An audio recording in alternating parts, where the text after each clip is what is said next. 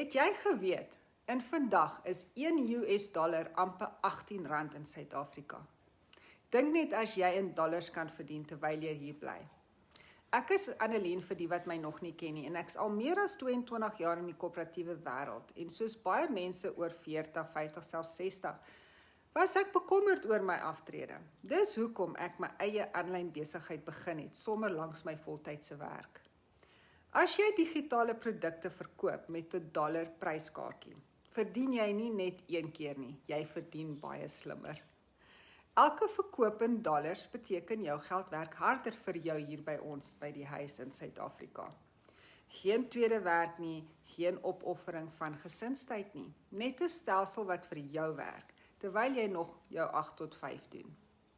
As jy in jou 40s, 50, selfs 60 is en bekommerd is oor aftrede, is dit jou kans om ware finansiële vryheid te bou.